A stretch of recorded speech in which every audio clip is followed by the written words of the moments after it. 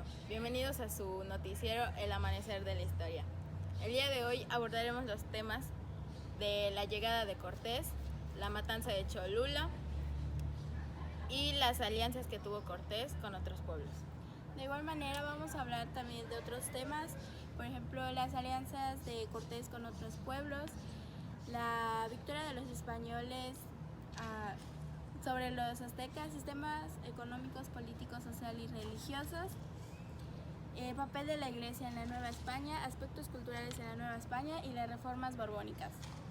En este momento les hablaremos sobre la llegada de Cortés. Partió en 1504 a la isla de La Española, que ahora es la República Dominicana. Estuvo 7 años ahí como plantador y funcionario colonial, antes de que partiera con Diego de Velázquez hacia la conquista de Cuba. Llegó, conquistó y al cabo de un tiempo le asignaron alcalde de Santiago de Cuba. Tras 7 años en Cuba, en los que llegó incluso a estar preso por conspiraciones al gobernador Velázquez, se las arregló para estar al mando de la tercera expedición, después de las de Francisco Hernández de Córdoba y Juan de Grijalva para descubrir la costa de Yucatán, que comprende los países actuales de México, Belice y Guatemala.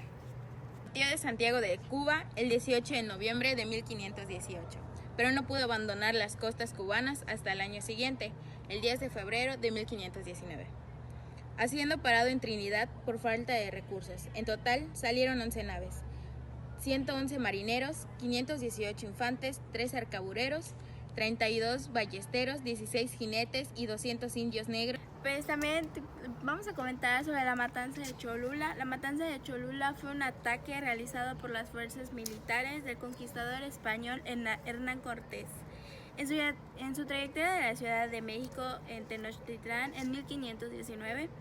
De acuerdo con los cronistas y con el propio Hernán Cortés, se trató de una acción preventiva y represalia a la sospecha de una emboscada dentro de la ciudad de Cholula, donde habían sido recibidos. El resultado fue de la muerte de 5,000 a 6,000 cholultecas y en su mayoría civiles desarmados en su periodo no mayor a 6 horas.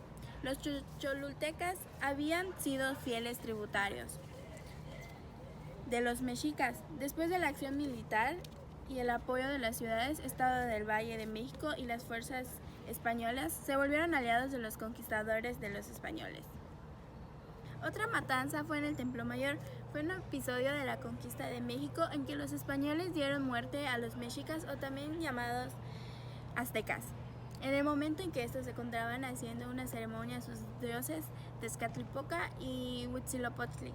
El responsable de la masacre fue Pedro de Alvarado, apodado el Tonahui, el Sol, por los mexicas, ya que había pensado que se trataba de una trampa de parte de los mexicas. Este estaba a cargo de las tropas españolas, ya que Hernán Cortés se encontraba en las costas del Golfo de México, como ya había dicho mi compañera. El sometimiento de los mexicas o aztecas no se dio por un poderoso ejército español, sino a cerca de 9,500 soldados indígenas que se aliaron a los españoles. Estos aliados fueron precisamente los totonacas de Zempoala, los tlaxcaltecas y los habitantes de Cholula. La Triple Alianza fue una organización política, militar y económica entre 3 señoríos, habitantes de Mesoamérica, Tenochtitlán, Texcoco y Tlacopan.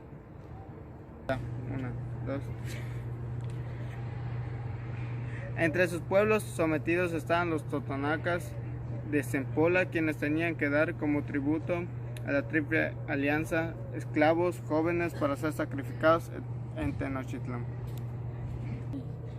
A pesar de controlar una buena parte del territorio mesoamericano, no pudieron contra la resistencia de algunos señoríos independientes, tales como los señoríos de Cholula y Tlaxcala.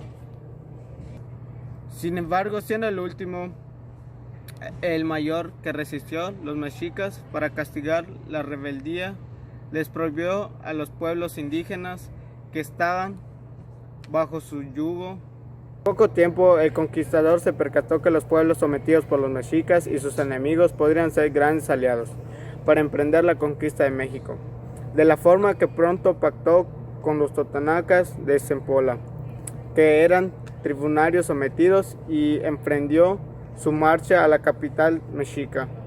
En la trayectoria se encontró con los tlacaltecas y el señorío de Cholula. Zempoala era la capital de los totonacas, un pueblo tributario sometido a los dictados de los mexicas. Tlaxcala. La batalla de Hernán Cortés, los tlaxcaltecas. La propuesta de la paz de Hernán Cortés resultaba sospechosa. Los tlaxcaltecas eran muy extraños que un extranjero que se presentara en son de paz y con una posible propuesta de alianza contra los mexicas. Estuvieron acompañados precisamente por algunos señores de los mexicas. La Nueva España. Este nuevo mundo resultó ser un poco más complicado de lo que se pensaba, pues al principio se fusionaron las costumbres de los indígenas con las de los españoles. Esto pasó porque la cultura española abarcó el arte, los pensamientos simbólicos y las costumbres y tradiciones. En el arte podemos destacar la arquitectura. En esta se buscó darle expresión plástica a los anhelos libertadores de los criollos. Habían empezado a construirse, como en este caso, de las catedrales, las de México, Puebla, Oaxaca y San Cristóbal. En la pintura podemos destacar que en la Nueva España se crearon pintores no instruidos que intentaban emular a los grandes artistas europeos. Las obras que produjeron fueron principalmente de 4 tipos: retratos de santa, pintura de castas, el retrato de paisaje y escenas urbanas. En 1783 se fundó la Real Academia de San Carlos de los Nobles Artes. En esta se ingresaron personajes nacidos en la Nueva España, muchos con ascendencia española de varias generaciones atrás. En la música, otra de las artes que recibieron el impulso de la Iglesia fue la música. Quienes la practicaban debían componer a menudo varias partituras para dar su ejecución en misa. El convento de San Francisco en la Ciudad de México daría espacio a la primera escuela de música en América. La literatura. Muchos escritores españoles quisieron venir a la Nueva España, como Cervantes solicitó en vano diversos puestos en los reinos de ultramar.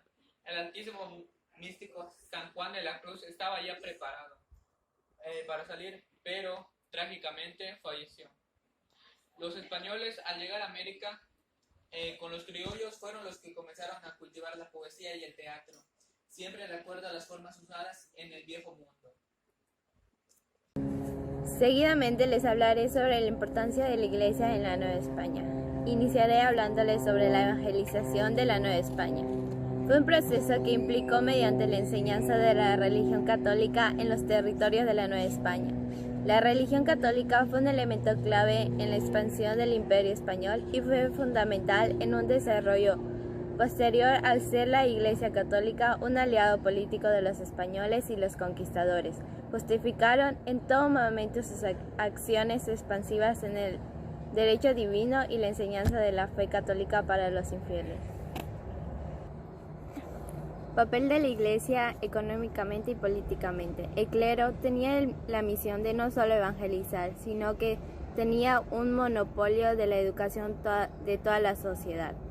El adoctrinamiento que tenía la Iglesia sobre la sociedad era de mucha importancia para que el sistema político, económico y social de la colonia siguiese el rumbo que llevaba. ¿Qué recibía el clero a cambio de estos servicios que hacía en nombre de Dios y de su corona? Recibía extensas tierras para su mantenimiento. Esas tierras las hicieron muy productivas con la mano de obra del indígena o de los negros esclavos. La influencia católica estuvo siempre presente en la historia de la Nueva España. La corona del país por el que fueron conquistados, es decir, la corona española, estaba constituida por una hegemonía, supremacía de poder, relacionada con la Iglesia. Las reformas borbónicas en la Nueva España fueron una serie de cambios administrativos aplicados por los miembros de la monarquía absoluta borbónica, españoles de la Casa de Borbón a partir del siglo XVIII en el Virreinato de Nueva España. Estas buscaban remodelar tanto la situación interna de la península como sus relaciones con las provincias ultramarinas. El virreinato de la Nueva España, hoy México, y el de Perú consistían las colonias más prósperas y ricas que España disponía. México producía en Zacatecas y Guanajuato el 67% de toda la plata en América.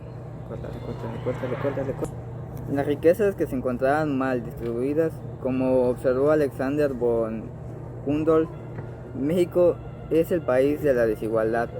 España envuelve la conspiración de Querétaro, lo atrajo a su causa y aprovechó su enorme ascendiente sobre los indios. Hidalgo apeló al apoyo popular y el 16 de septiembre de 1810, en la misa, profirió el mazo grito de Dolores. Bueno, esto ha sido todo por hoy en su noticiero El Amanecer de la Historia. Espero que haya sido de su agrado.